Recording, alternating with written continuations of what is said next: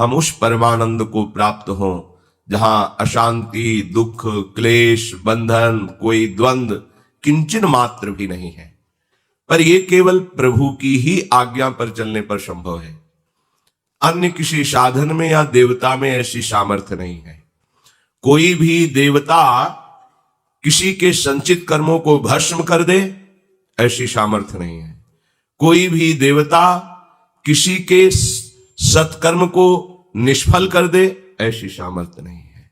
कोई भी देवता किसी के प्रारब्ध का नाश कर दे, ऐसी सामर्थ्य नहीं। कोई भी देवता किसी को मोक्ष या परम पद प्रदान कर दे, ऐसी सामर्थ्य नहीं। ये सामर्थ्य एकमात्र भगवान श्री हरि में है।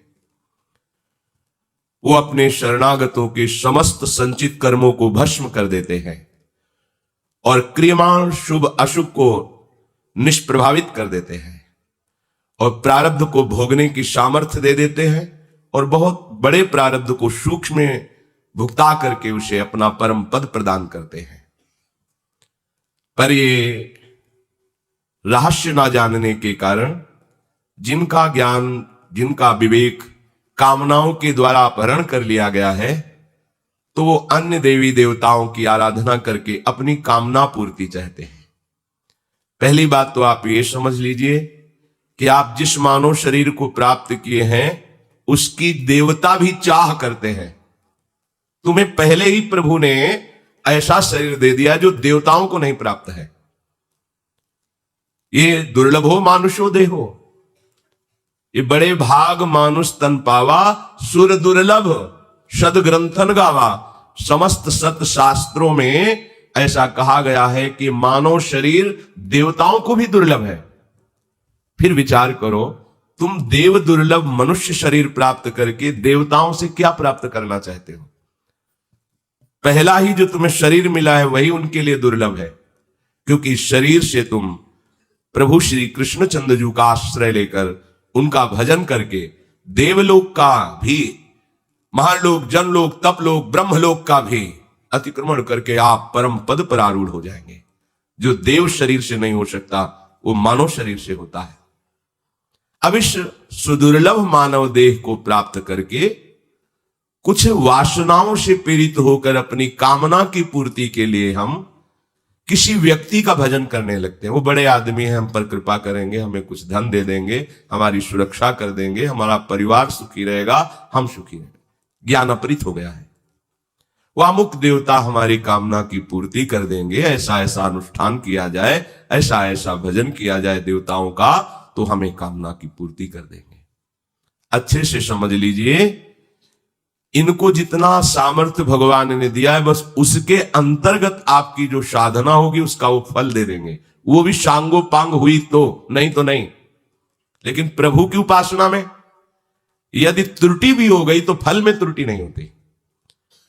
भगवत आराधन करने वाले हरि शरणागत से यदि त्रुटियां भी हो गई, गलतियां भी हो गई, कमियां भी हैं, तो भी वो परम पद को प्राप्त हो जाएगा।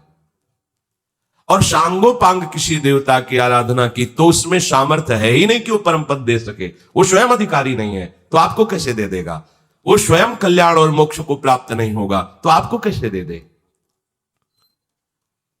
पर प्रायः ये सतवाक्य सबकी श्रवणेन्द्रिय का सौभाग्य नहीं कि प्राप्त कर सके। हरि से परिचय न होने के कारण वो अन्य भावों में विचरण करता रहता है, भगवत भाव का आश्रय नहीं लेता। यद्यपि प्रभु ही सब रूपों में है, सब देवताओं के रूप में भी प्रभु है, पर भगवत भाव न होने के कारण प्रभु से विलग मानकर किसी अन्य नाम रूप देवता की आराधना यदि करता है तो उस नाम रूप देवता वाले को प्रभु ने ही सामर्थ्य दी है, पर एक सीमा में, एक अधिकार के अनुसार। उसमें किसी अन्य की सामर्थ्य नहीं है। जैसे देवताओं में महाबली पवन देव, अपार बल, लेकिन यह बल भगवान के द्वारा ही दिया गया है। देवताओं में महान तेजस्वी अग्निदेव, और इनको सामर्थ्य भगवान से ही मिली हुई है। सत्संग में कई बार सुनाया है कि एक बार समस्त देवता दैत्यों पर विजय प्राप्त करके विजयोत्सव मना रहे थे। अप्सराएं नृत्य कर रही थी, गंधर्वगण गान कर रहे थे, देवता उन्मत्त हो रहे थे। तो श्री भगवान ने देखा कि विजयश्री की उन्मत्तता से युक्त है, इनको यह पता नहीं कि विजयश्री कहां से प्राप्त होती है। अचानक सभा के जहां तक नजर पहुंच सके उस जगह भगवान भयानक यक्ष के रूप में प्रकट हो गए। सबकी दृष्टि गई, सभा में जो नृत्य गान वाद्य हो रहा था रुक गया। कौन है ये इतना भीषण रूपधारी? और त्रिभुवन में ऐसा कौन है कि देवराज इंद्र की सभा में ऐसे अवहेलनात्मक भाव से खड़ा है? पहले तो आकर प्रणाम करना चाहिए, क्योंकि देवराज इंद्र त्रिभुवन के सबसे बड़े देवता हैं, समस्त देवताओं के राजा हैं, इसीलिए देवताओं के इंद्र हैं। ये कौन है जो बिना नमस्कार किए ऐसे ही खड़ा है? देवराज इंद्र ने कहा कि परिचय प्राप्त करके लाओ।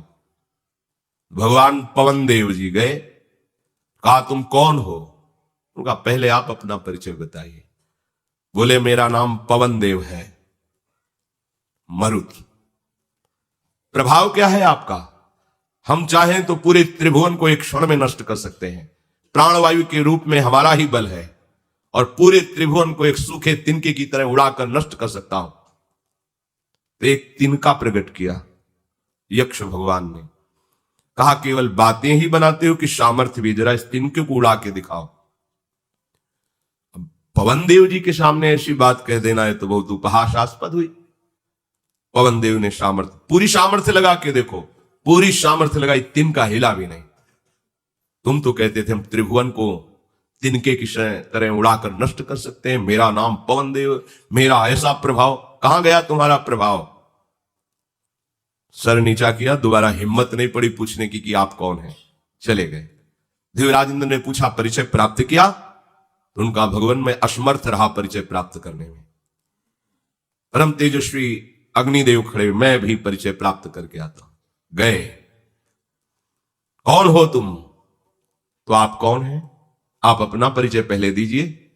उनका मैं अग्निदेव हूं, सबकी जठराग्नि को पचाने का काम मैं ही करता हूं, पूरे त्रिभुवन को नष्ट कर दूं, एक क्षण में सूखे उपले की तरह भस्म कर दूं समस्त ब्रह्मांडों को, इतनी मेरे में सामर्थ्य है। अच्छा, तो तुम इस तिनके को जला करके दिखाओ। पूरी सामर्थ्य दाहिका शक्ति लगा दी, लेकिन जिनसे दाहिका शक्ति प्राप्त होती वही भगवान अपनी शक्ति को ले लिए तो तिनका झुलसा भी नहीं। आप तो कह रहे थे पूरे ब्रह्मांडों को भस्म कर सकता हो, कहां है आपका प्रभाव? उनकी भी प्रश्न करने की हिम्मत नहीं कि दोबारा पूछ सके आप कौन है, चले गए। देवराज इंद्र ने पूछा जाना कौन? तो उनका प्रभु मैं असमर्थ रहा उनका परिचय जानने में। देवराज इंद्र खड़े हुए तो अंतर ध्यान हो गए यक्ष भगवान। वहां देवी अंबा प्रकट हुई जो बुद्धि स्वरूपा है। देवराज इंद्र गए, नमस्कार किया। ये कौन था जो हमारे इतने बड़े बड़े महावीरों को भी परास्त कर दिया और ये भी परिचय प्राप्त करने में समर्थ नहीं रहे, पर हमको देखते ही अंतर्धान हो गए? तो उनका तुम्हारे भय से नहीं, तुम अधिकारी भी नहीं हो कि उनसे संभाषण कर सको। तुम्हें इतना गर्व है कि वो गर्व के कारण संभाषण भी करने की योग्यता तुमने खो दी है जिनसे, इसीलिए वो अंतर्ध्यान हो गए, और कोई नहीं। भगवान श्री हरि यक्ष के रूप में प्रकट हुए थे। जाओ, अभिमान शून्य रहो, ना तुम में कोई सामर्थ्य न तुम्हारे किसी देवता में कोई सामर्थ्य है। जो सामर्थ्य वो श्री हरि ने तुम्हें दी है, ये मान करके उनके आश्रित रहो, ऐसा अभिमान करके उन्मत्त मत हो, ऐसा देवी अंबा ने उनको कहकर उपदेश किया। कोई भी ऐसा त्रिभुवन में जो सामर्थ्यवान तेजस्वी है, उसमें उतने अंश में भगवान का तेज और भगवान की सामर्थ्य विधान के द्वारा रखी गई। वो भगवान ने ही रखा है, भगवान ने ही देवताओं को कामना पूर्ति की सामर्थ्य दी है। पर हम उन्हें भगवान के भाव में, भगवत भाव में ना देखकर अलग नाम रूप से आराधना करते हैं, तो चाहे जितनी आराधना कर ले हमारा कल्याण नहीं हो सकता। और यदि हम भगवत भाव से किसी की भी, वो तो देवता है, किसी पशु पक्षी की भी आराधना कर ले तो उनमें भी भगवान विराजमान, हमारा कल्याण का मार्ग प्रशस्त हो जाएगा। धोखा। एक नगर में एक बड़े से पेड़ पर तीतर का घोंसला था। वह बड़े मज़े से वहाँ रहता था। एक दिन वह अपना भोजन व दाना पानी ढूंढने के चक्कर में दूसरी जगह किसी अच्छी फसल वाले खेत में पहुँच गया। वहाँ उसे खाने पीने की मौज हो गई। वह खुशी में उस दिन वो घर लौटना ही भूल गया और उसके बाद तो वो मज़े से ही वहीं रहने लगा। उसकी ज़िंदगी बहुत अच्छी कटने लगी। यहाँ उसका घोंसला खाली था तो एक शाम को एक खरगोश उस पेड़ के पास आया पेड़ ज़्यादा ऊंचा नहीं था। खरगोश ने उस घोंसले में झांककर देखा तो पता चला कि यह घोंसला खाली पड़ा है। खरगोश को वो बेहद पसंद आया और वो आराम से वहाँ रहने लगा, क्योंकि वो घोंसला काफ़ी बड़ा और आरामदायक था। कुछ दिनों बाद वो तीतर भी नए गांव में खा खाकर मोटा हो चुका था। अब उसे अपने घोंसले की याद सताने लगी और वह घोंसले की तरफ लौट आया। उसने देखा कि घोंसले में कोई खरगोश आराम से बैठा हुआ है। उसने गुस्से से कहा, चोर कहीं के, मैं नहीं था तो मेरे घर में घुस गया, निकलो मेरे घर से। खरगोश शांति से जवाब देने लगा, यह तुम्हारा घर कैसे हुआ? या तो मेरा है। तुम इसे छोड़कर चले गए थे और कुआं, तालाब या पेड़ एक बार छोड़कर कोई जाता है तो अपना हक भी गवा देता है। अब ये घर मेरा है, मैंने इसे संवारा और आबाद किया है। यह बात सुनकर तीतर कहने लगा, हमें बहस करने से कुछ हासिल नहीं होगा, हमें बहस करने से कुछ हासिल नहीं होने वाला। चलो किसी ज्ञानी पंडित के पास चलते हैं, वह जिसके हक में फैसला सुनाएगा उसे घर मिल जाएगा। उस पेड़ के पास से एक नदी बहती थी। वहाँ एक बड़ी सी बिल्ली बैठी थी। वह कुछ धर्म पाठ करती नजर आ रही थी। वैसे तो बिल्ली इन दोनों की जन्मजात शत्रु है, लेकिन वहाँ और कोई भी नहीं था, इसलिए उन दोनों ने उसके पास जाना और उससे न्याय लेना ही उचित समझा। सावधानी बरतते हुए बिल्ली के पास जाकर उन्होंने अपनी समस्या बताई। हमने अपनी उलझन बता दी, अब आप ही इसका हल निकालो। जो भी सही होगा उसे वह घोंसला मिल जाएगा और जो झूठा होगा उसे आप खा लेना। अरे यह कैसी बात कर रहे हो? हिंसा जैसा पाप नहीं है। कोई इस दुनिया में दूसरे को मारने वाला खुद नरक में जाता है।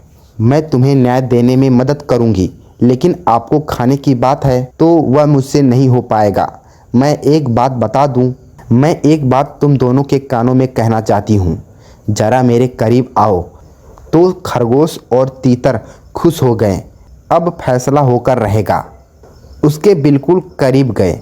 बस फिर क्या था, करीब आए खरगोश को पंजों में मुंह से तीतर को भी पकड़कर उस चालाक बिल्ली ने नोच लिया और दोनों का काम तमाम कर दिया। इसलिए हमें बिना सोचे समझे किसी पर भी भरोसा नहीं करना चाहिए। भगवान श्री कृष्ण भी कहते हैं, माया भी कुछ ऐसी है, वह धीरे धीरे विकारों के दलदल में धकेलती है और हमें पता भी नहीं चलता। जितना हम परमात्मा को याद करेंगे उतना ही हमारे पास परखने की शक्ति आती है। धन्यवाद।